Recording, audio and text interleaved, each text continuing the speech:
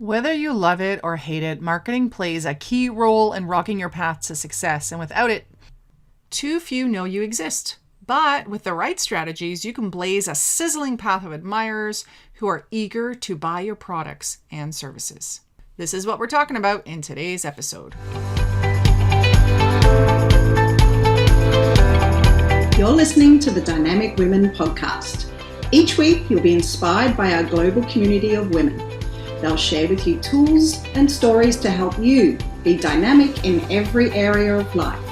Here's your host, award-winning coach, and the CEO and founder of Dynamic Women, Diane Ralston.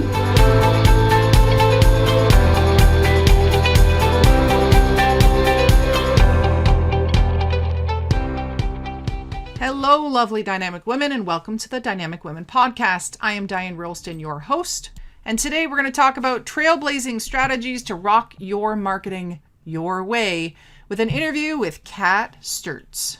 This was an interview from the Trailblazer Summit, and to be able to catch every interview that I did at the summit, just listen to past and some of the future episodes. Okay, let's get going. Hi, Kat. Hi. How is everybody? Yeah, I think everybody's good. We've got some really great trailblazers hanging out listening to us right now.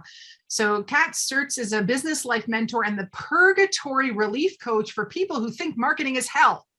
You're going to get it, like, who's in that place? And she's known that for her ability to help small business owners quickly move past obstacles that have kept them trapped in despair and leaking money. She has an eclectic background that includes farming, hospitality management, advertising, sales, publishing, as well as business consulting and marketing services for a wide variety of small businesses and nonprofit organizations. Going back to 1971, you're starting to date yourself, Kat. She's also an award-winning nonfiction author, yay, another author, a dynamic speaker, and a workshop presenter. So since 2007, she's worked full-time as a business life mentor, coach, and consultant. Her specialty is helping struggling solopreneurs and small business owners figure out what really has them stumped, stuck, or stalled, trying to attract customers and increase sales. So let's dive in, Kat. So much to cover here. Well, when you're as old as I am, there's a lot to cover. I'm a proud great-grandmother, so. Great-grandmother, wow. Yeah, my oldest great-grandchild is 7. So. Wow. My son will be 7 soon.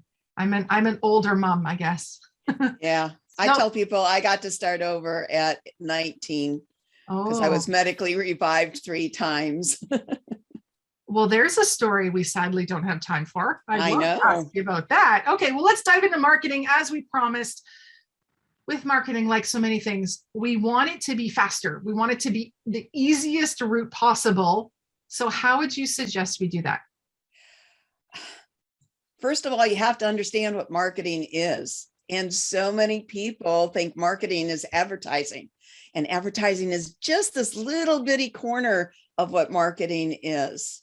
And a lot of the people I work with, what has them in marketing hell is not understanding what marketing really is.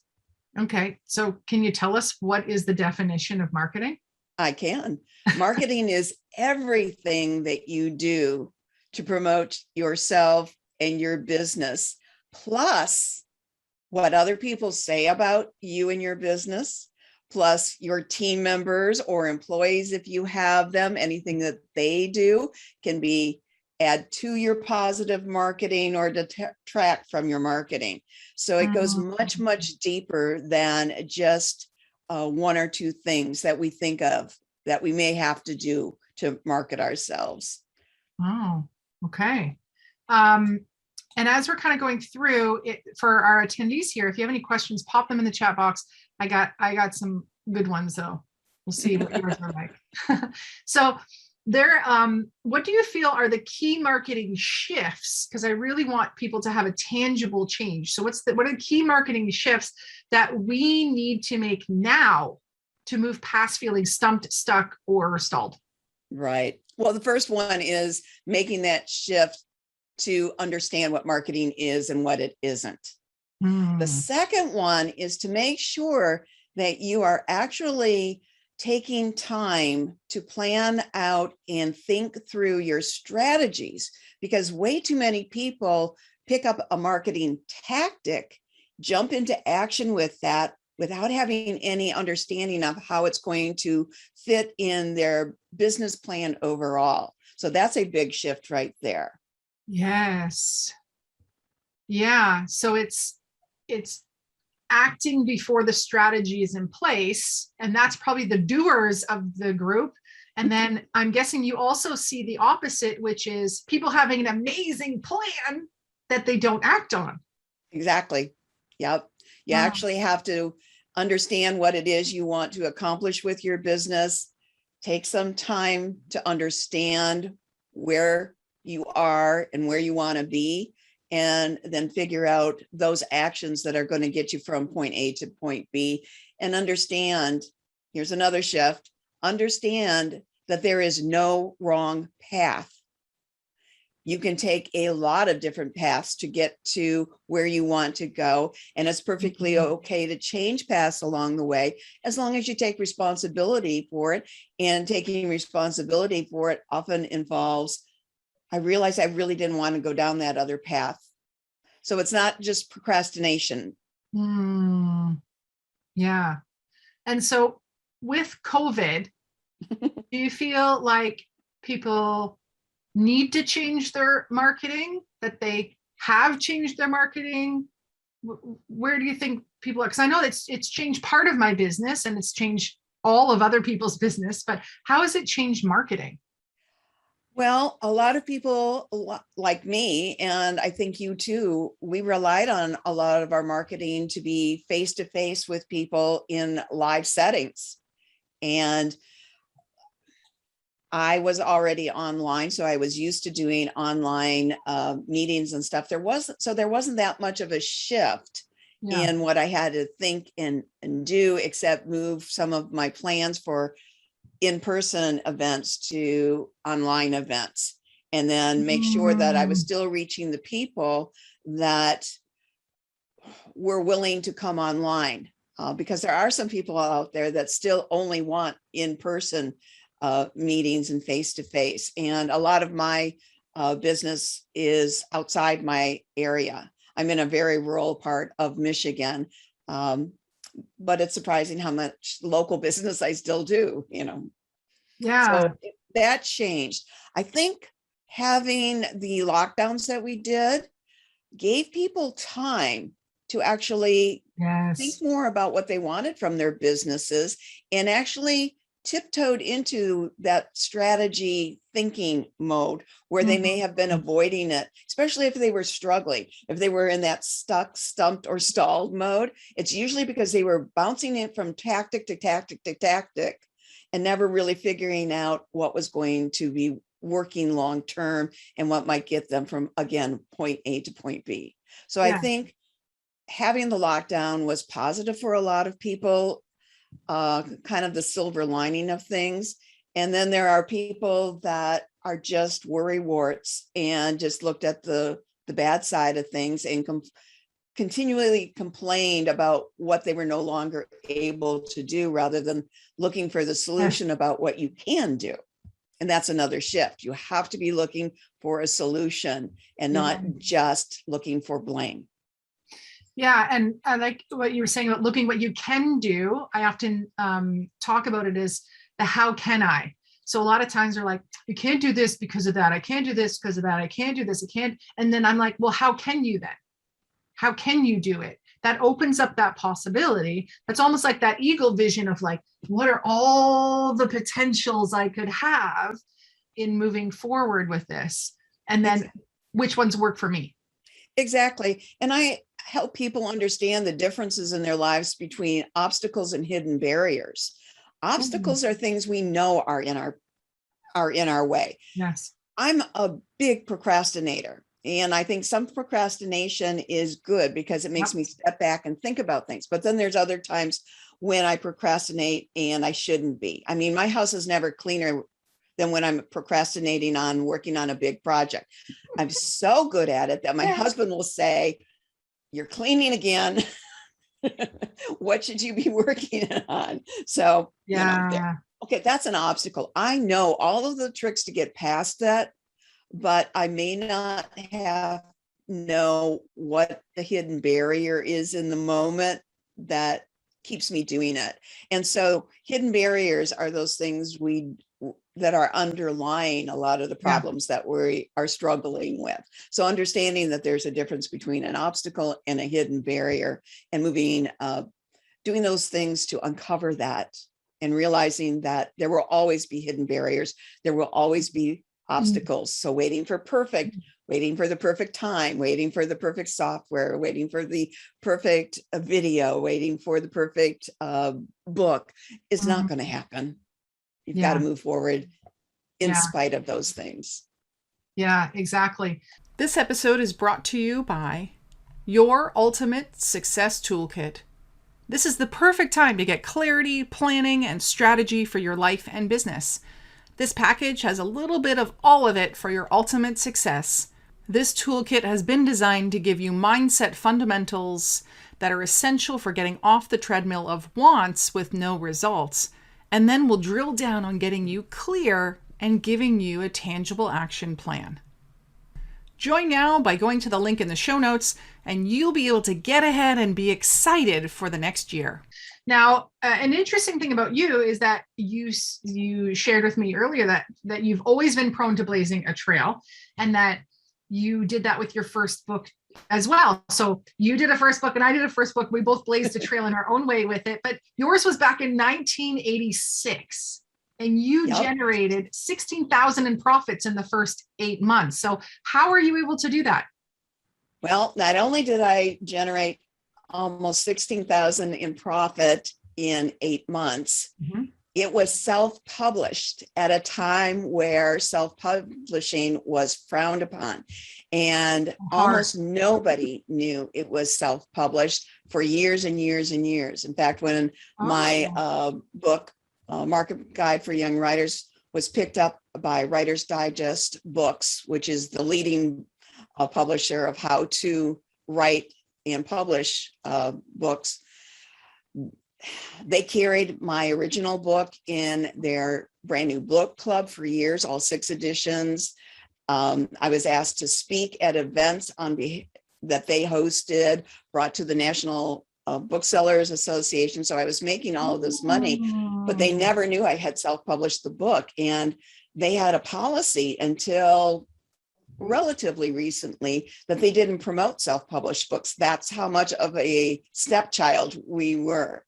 Well, that's awesome. Yeah. So you definitely were blazing a trail in the self-publishing space or in the being an author of a self-published book. And so, yeah, sometimes when we do things, it is going to be different than the norm. That's what a trailblazer is. And sometimes we do things that scare us. Same thing. Right. The other trailblazing thing that I had to do that I didn't recognize that immediately, I got stymied in 1984 when I first had the idea for the book, and I kept trying to make it like Writer's Market in the literary marketplace and trying to follow their formula. And it was just hampering me in so many ways. I had a lot of support from editors and contest sponsors that I had contacted saying, is this a good idea? Would you provide me information to include in the book? What I had to let go of was the idea that I had to do it like the current publishers were doing it. And I ended up being the first how to publish book, how to get published book that included publishing online on the computer. I beat out Writer's Digest, the literary marketplace, and many other places.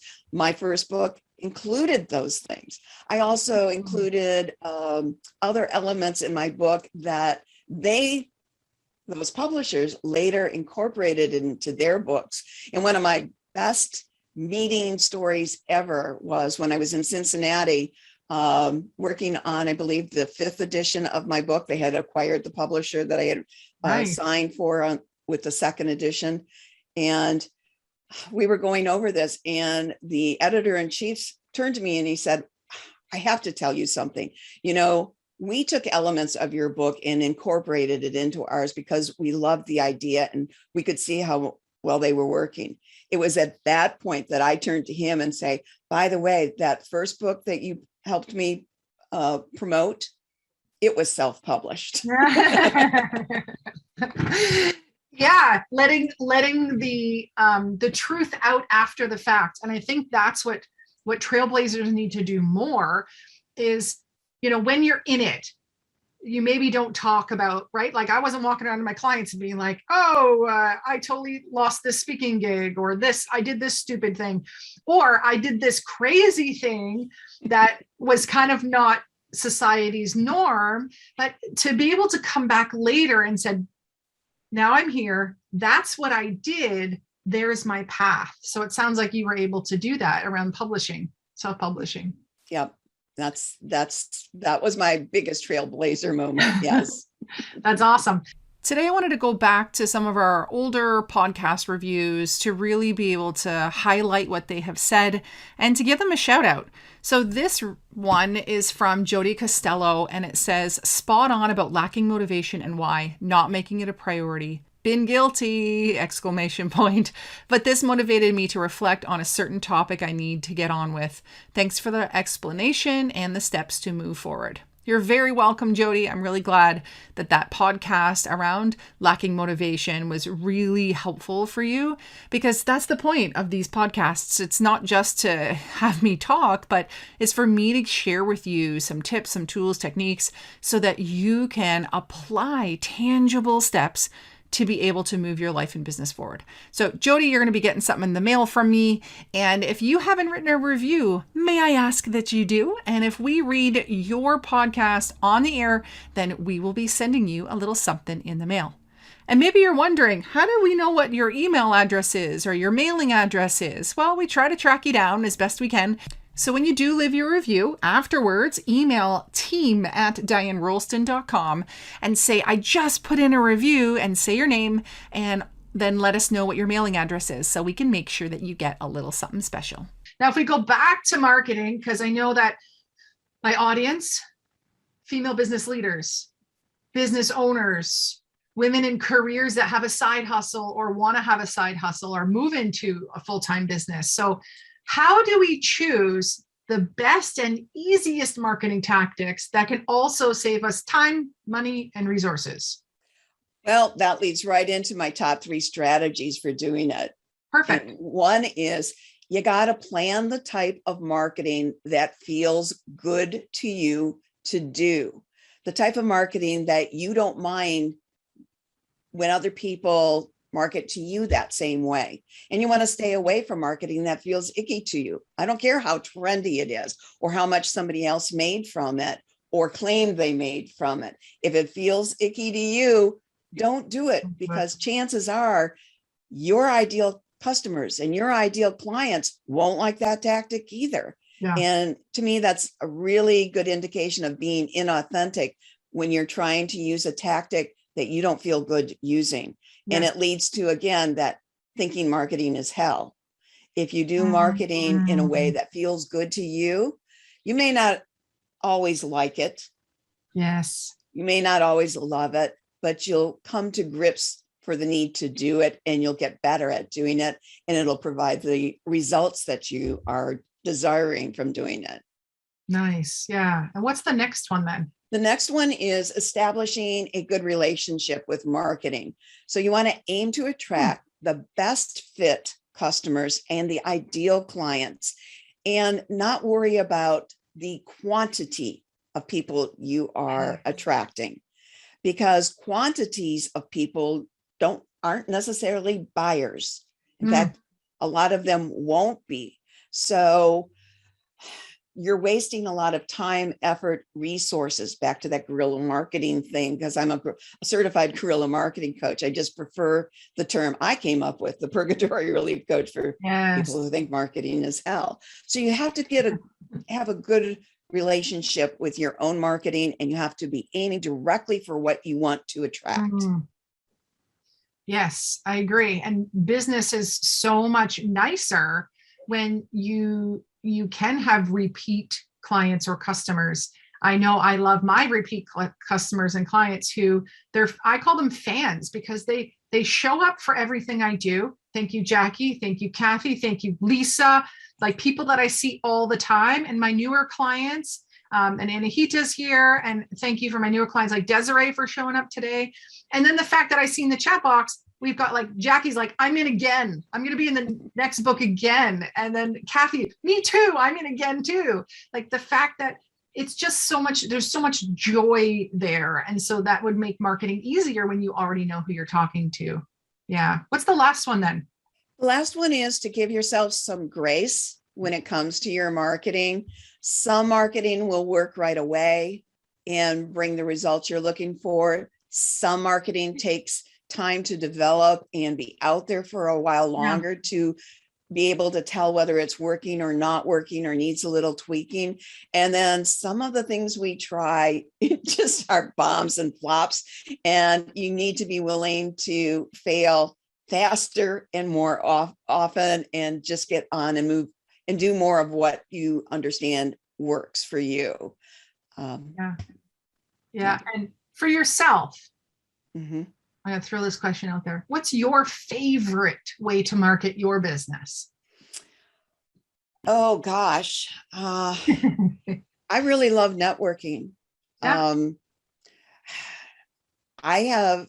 I don't advertise. I've never set out an advertisement. The few things that have been in a few publications were in exchange for doing something else. So I've never actually paid for advertising. Okay, cool.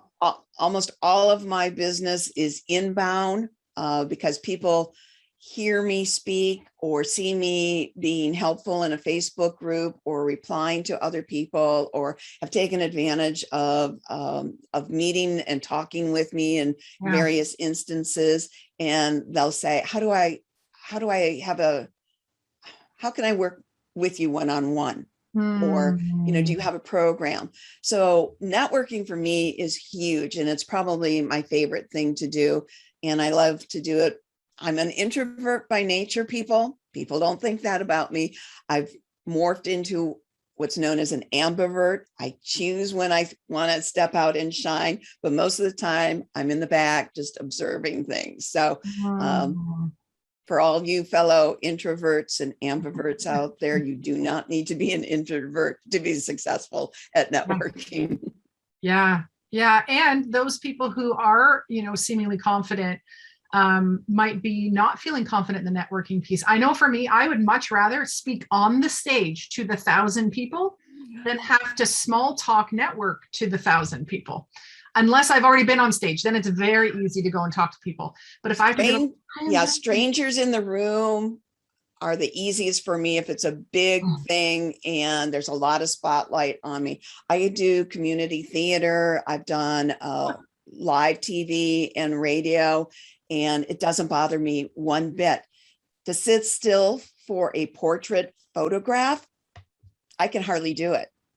It's like, which makes you more an extrovert, I'd say. But if I'm passionate about what I'm sharing, I'm willing to get out there and do that.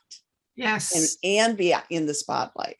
Yes, for sure. It's knowing your passion, knowing where you're going in your vision, and then having that why to drive you forward in the plan. Nice. Yeah, I noticed that Kathy Fester said that she likes networking as well. She does. She's good at it. One of the things about networking is knowing where your ideal clients are probably hanging out, and that's one of those little secrets. You gotta go where your peeps are. Yes, true. I can remember being at one of my power places at one of my masterminds, and the facilitator, I always, when I'd finish my work at home and then I'd come and ask him questions, I'd be like, come over here and answer this. And I'd say, this is what I'm looking for, looking to connect with more people, bring more clients in. And then he said, are you hanging out where the diamonds are? Because you want diamonds. So are you actually hanging out where the diamonds are? I'm like, maybe not. So that's, I think, a really great thing for us to kind of to land on here is are you really being intentional about how you're running your business and marketing in your business? And Do you have a plan and structure in place that you can follow so that you don't get stalled and stuck and in purgatory? Now, I know, Kat, you have a gift for all of the listeners today. I do. It is called the 10 Key Questions to Boost Your Sales Potential. And it is a deeper dive into exactly what we are discussing. And it will help prompt you to think more deeply and help you fix those strategy mishaps or that you've ignored, so you can pick the right tactics that will move you forward faster in your business. Nice. Well, the link is in the chat there if you ladies want to grab that. I encourage you to do so. Kat, thank you so much for being here. You and Scarlett are part of one of my Power Pack groups where I invest in, we both, all three of us invest in a specific coach. I came in a place to like, how do I hire some really good VAs? And I'm so grateful for that, because I've been able to find Christine and Carissa, and they're absolutely amazing. And I just thank you, Kat, and I'm just going to go back to kind of thank Scarlett for being part of that group and really, stepping up and being like, I want to speak at your event. And I was like, okay, tell me about you. So it's been a pleasure, Kat, to get to know you better. Thank you for bringing a gift and for bringing these 3 different strategies that really we needed to be thinking about when we were looking at our marketing. Well, thank you so much for the invitation to join you and for our early on networking that brought us to here. Yeah, amazing. Okay, thanks, Kat. Thank you for listening to this episode. If you liked it and you got some great takeaways, then please write a comment below. And make sure you hit subscribe and share with a friend. Sharing is caring. And if you have a review that you would like to do, we are featuring reviews on the episodes. And so share your takeaways, share what this podcast has done for you. We have won a bunch of awards for the content that we have, for the women that we showcase. And so I'd love to hear your thoughts. Until next time, stay dynamic. Bye. Thank you, Dynamic Women, for joining us today. Please hop on over to iTunes to subscribe and leave us a review. Who do you know who needs to hear our message? We'd love it if you'd share our channel with your friends and family. If you're ready to be more dynamic, have more balance and more success, head over to www.dynamicwomenclub.com/free gift for your Key to Success book. Stay dynamic.